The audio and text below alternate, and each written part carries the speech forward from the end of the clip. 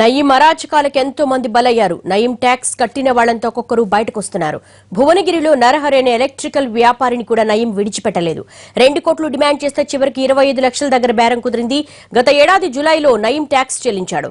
అతడు చేసిందల్లా భువనగిరి టౌన్లో 120 గజాల స్థలం కొనుక్కోవడమే. దీనిపై కన్నుపడ్డ నయీం నరహరిని తన అనుచరులతో బెదిరించాడు. ఆ తర్వాత ఫోన్లోనూ తన ప్రతాపం చూపించాడు. ప్రాణభయంతో చివరికి 25 లక్షలు చెల్లించాడు నరహరి. నయీం ఎన్కౌంటర్ తర్వాత ఇప్పుడు పోలీసులకు ఫిర్యాదు చేయడంతో ఈ విషయం బయటపడింది. 25 లక్షల రూపాయలు చెల్లించాలంటూ నయీం రాసిచ్చిన చీటీని కూడా పోలీసులకు అందజేసిన నరహరి అప్పటి ఘటనను గుర్తు చేసుకుని కన్నీటి పర్యంతమయ్యారు.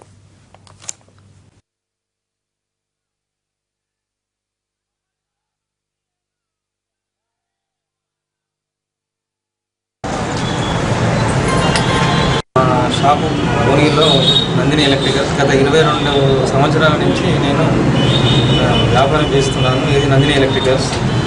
22 ఏళ్ల నుంచి అదే భవనంలో ఉంటున్న కారణంగా కనీసం ఒక సొంత భవనానికి రావాలన్న ఆలోచనతోటి గాంధీ పార్క్ ఎదురుగా ఒక 118 గజాల ప్లాట్ నేను తీసుకొని దాన్ని కన్స్ట్రక్షన్ చేద్దామన్న ఆలోచనలో ప్లాట్ కొన్ని కన్స్ట్రక్షన్ చేద్దామనే టైంలో ఈ సరగడ హరి నన్ను చాలా ఇబ్బంది పెట్టి, మరి ఆయన చేసింది మాత్రమే ఏం లేదు, ఏ విషయంలో నేనే అగ్రిమెంట్ చేసుకున్నా, నువ్వు ఎందుకు కొన్నావు అన్న ఆలోచనలతో అంటే అన్నా నీదేమన్నా అగ్రిమెంట్లో దొరికానంటే లేదు ఇదంతా మేము అగ్రిమెంట్ చేసుకునేదని తన టార్చర్ పెట్టండి.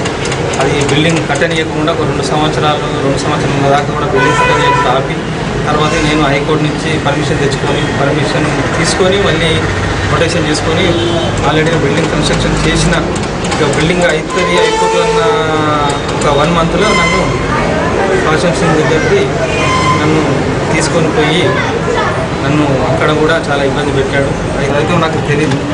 అక్కడ ఈ బండి నుంచి ఆ బండ్లకు నన్ను ఎక్కించి ఒక 40 నిమిషాలు కళ్ళకు ఆల్రెడీ కళ్ళు మూసేసుకోమంటే కళ్ళు మూసేసుకుని 40 నిమిషాలు ఎట్టుపోయిందో బండి మాత్రం నాకు తెలియదు.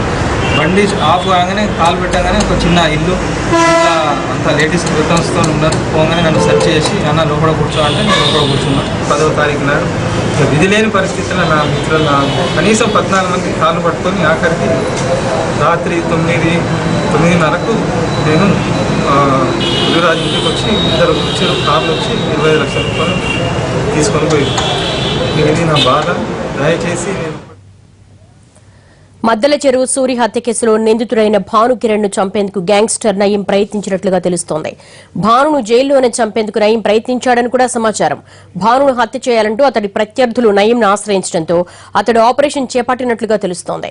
దీనికోసం భాను ప్రత్యర్థులతో 2 కోట్లకు ఒప్పందం కుదుర్చుకున్నట్లు సమాచారం. తమ పని పూర్తి చేయడానికి భానును 2 సార్లు కలిశారు నయీం అనుచరులు. చెర్లపల్లి జైల్లో 2013 డిసెంబర్లో ఒకసారి, అలాగే 2014 జనవరిలో మరోసారి నయీం అనుచరులు భానును కలిశారు.